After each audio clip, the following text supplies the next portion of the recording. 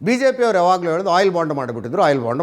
ಹೌದು, ಮನಮೋಹನ್ ಸಿಂಗ್ ಅವರು ಅಧಿಕಾರದಲ್ಲಿದ್ದಾಗ ಯುದ್ಧ ಇರಲಿಲ್ಲ, ಏನೂ ಇರಲಿಲ್ಲ, ಏನೋ ವಿಚಿತ್ರ ಕಾರಣಕ್ಕಾಗಿ ಕ್ರೂಡ್ ಆಯಿಲ್ನ ಬೆಲೆ ಜಾಸ್ತಿ ಆಯ್ತಪ್ಪ.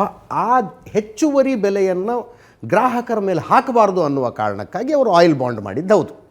ವಿಕಾಸ್ ಅವರೇ, ಉದ್ದೇಶ ಏನಿತ್ತು? ಬೆಲೆ ಏರಿಕೆಯ ಬಿಸಿ ತಟ್ಟದ ಬೇಡ ಜನರಿಗೆ, ಆಯಿಲ್ ಬಾಂಡ್ ಮಾಡುವ.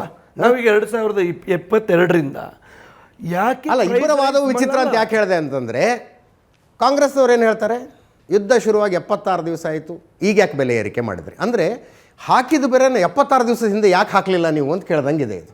ಆವಾಗಲೇ ಯಾಕೆ ಹಾಕಲಿಲ್ಲ, ಆವಾಗಲೇ ಯಾಕೆ ಹಾಕಲಿಲ್ಲ ಸರ್? ಆ ವಿಷಯ ನಮಗೂ ಗೊತ್ತು. ಆದರೆ ತಮ್ಮ ವಾದ ಹೆಂಗಿದೆ ಅಂದರೆ, ನೀವು ಚುನಾವಣೆ ಟೈಮ್ನಲ್ಲೇ ಬೆಲೆ ಏರಿಕೆಯನ್ನು ಮಾಡಬೇಕಾಗಿತ್ತು, ಈಗ ಹಾಕಿರುವ ಬೆಲೆಯನ್ನು ಮೊದಲು ಹಾಕಬೇಕಾಗಿತ್ತು ಅಂತ. ಹೌದು, ಚುನಾವಣೆಯ ಕಾರಣಕ್ಕಾಗಿಯೇ ಬೆಲೆ ಏರಿಕೆಯನ್ನು ಮುಂದೂಡಿದ್ದಾರೆ. ಇದು ಸಣ್ಣ ಮಕ್ಕಳಿಗೂ ಅರ್ಥ ಆಗುವಂಥ ವಿಷಯ ಸರ್. ಇನ್ನೊಂದು ಒಂದು ವಾರ್ ನಡೀತಾ ಇದೆ. ಆ ವಾರು ಯಾವ ರೀತಿ ಟರ್ನ್ ತಗೊಳುತ್ತೆ, ಅದರ ಇಂಪ್ಯಾಕ್ಟ್ಸ್ ಯಾವ ರೀತಿ ಇದೆ ಅಂತ ಓವರ್ ಪ್ರಿಡಿಕ್ಟ್ ಮಾಡಬಾರ್ದು. ಸೊ ಇವತ್ತಲ್ಲಿ ವಾರ್ ಆಯಿತು, ಒಂದು ತಿಂಗಳಿಗೆ ಇದು ಇನ್ನೂ ವಿಚಿತ್ರ ರೂಪ ಪಡ್ಕೊಳ್ಳುತ್ತೆ ಅಂತ ಹೇಳಿ ಏಕಾಏಕಿ ನೀವು ಜನರ ಮೇಲೆ ಅದು ಹೆಲ್ಮ್ ಆಫ್ ಅಫೇರ್ಸ್ ಅದನ್ನು ಮಾಡ್ಲಿಕ್ಕೆ ಆಗಲ್ಲ. ಆ ಕಾರಣಕ್ಕೆ ಇಮ್ಮಿಡಿಯೇಟ್ ಆಗಿ ಯಾವ ವ್ಯವಸ್ಥೆಗಳನ್ನು ನಮ್ಮ ಸರ್ಕಾರ ಮಾಡಲಿಲ್ಲ. ನೀಜರ್ಕ್ ರಿಯಾಕ್ಷನ್ ಕೊಡುವಂಥ ಅಗತ್ಯ ಏನಿತ್ತು, ಯಾವ ರೀತಿ ಟರ್ನ್ ಆಗುತ್ತೆ ಕಾದು ನೋಡುವಂಥ ವ್ಯವಸ್ಥೆಗಳನ್ನು ಮಾಡಿದ್ರು. ಇವತ್ತು ಪ್ರತಿ ದಿವಸಕ್ಕೆ 1 ರಿಂದ 1.5 ಸಾವಿರ ಕೋಟಿ ರೂಪಾಯಿಗಳಷ್ಟು ನಷ್ಟ ಇವತ್ತು ನಮ್ಮ ಪಬ್ಲಿಕ್ ಸೆಕ್ಟರ್ ಅಂಡರ್ಟೇಕಿಂಗ್ಸ್ ಯಾವುದು ಆಯಿಲ್ ಡೀಲ್ ಮಾಡುತ್ತೆ, ಈ ಕಂಪನಿಗಳು ಇವತ್ತು ನಷ್ಟ ಅನುಭವಿಸ್ತವೆ. ಕಳೆದ 3 ತಿಂಗಳಲ್ಲಿ ಸುಮಾರು 1 ಲಕ್ಷ ಕೋಟಿ ರೂಪಾಯಿಯಷ್ಟು ನಷ್ಟ ಅನುಭವಿಸಿವೆ. ಆದರೆ ಇದು ಯಾವುದನ್ನು ಕೂಡ ಏಕಾಏಕಿ ಜನರ ಬೆಲೆ ಬರ್ಡನ್ ಮಾಡ್ಲಿಕ್ಕೆ ಹೋಗಲಿಲ್ಲ.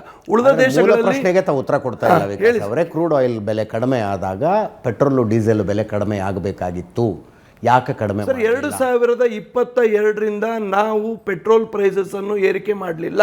For your very kind information, this is the first time ಏರಿಕೆ ಮಾಡಿರುವಂಥದ್ದು in the last 4 years. This is the first time. ಅಂದರೆ ಏರಿಕೆ ಮಾಡಿಲ್ಲ, ಅದಕ್ಕೆ ನೀವು ಖುಷಿ ಪಡ್ರಿ, ಇಳಿಕೆ ಮಾಡೋದು ಯಾಕೆ ಕೇಳ್ತೀರಿ ಅಂದಂಗಿದೆ. ಅಲ್ಲಲ್ಲ, ಏರಿಕೆ ಆಗಿಲ್ಲಲ್ಲ, ನಾನು ಅದನ್ನೇ ಹೇಳ್ತಾ ಇರೋದು. ಹಲವಾರು ವ್ಯವಸ್ಥೆಗಳಿರುವಂಥ ಸಂದರ್ಭದಲ್ಲಿ ಬೆಲೆ ಏರಿಕೆ ಆಗಲಿಲ್ಲ. ನೀವು 10 ವರ್ಷ ಕಾಂಗ್ರೆಸ್ ಇದ್ದು 12 ವರ್ಷ ನಮ್ಮದು ತೆಗೆದು ನೀವು ನೋಡಿ ಡೇಟಾ ದತ್ತಾಂಶಗಳು, ಯಾವುದೇ ರೀತಿಯ ವ್ಯತ್ಯಾಸಗಳಿಲ್ಲ. ಸೊ ಇಲ್ಲಿ ನೋಡಿ, ನಾನು ಅದನ್ನೇ ನಿಮ್ಗೆ ಹೇಳ್ತಾ ಇದ್ದೀನಿ, ಪೊಲಿಟಿಸೈಸ್ ಮಾಡಲಿಕ್ಕೆ ಕಾಂಗ್ರೆಸ್ನವರು ಹೋಗ್ತಾ ಇದ್ದಾರೆ. ಮತ್ತು ಇದರಲ್ಲಿ ನೀವು ಇವತ್ತಿನವರೆಗೆ ಕಾಂಗ್ರೆಸ್ ಇದು ಎಕನಾಮಿಸ್ಟ್ ಅಂತ ಕರೆಸಿಕೊಳ್ಳುವಂಥ ಮನಮೋಹನ್ ಸಿಂಗ್ ಇದ್ದಾರೆ. ಚಿದಂಬರಂ ಅವರು UPA 10 ವರ್ಷದ UPA ಸರ್ಕಾರದಲ್ಲಿ 8 ವರ್ಷ ಫಿನಾನ್ಸ್ ಮಿನಿಸ್ಟರ್ ಆದಂಥ ಚಿದಂಬರಂ ಅವರಿದ್ದಾರೆ. ಚಿದಂಬರಂ ಅವರು ಮನಮೋಹನ್ ಸಿಂಗ್ ಅವರು ಕೂಡ 2 ಬಾರಿ ಈ ರೀತಿಯ ಸ್ಟೇಟ್ಮೆಂಟ್ ಅನ್ನು ಮಾಡಿದರು.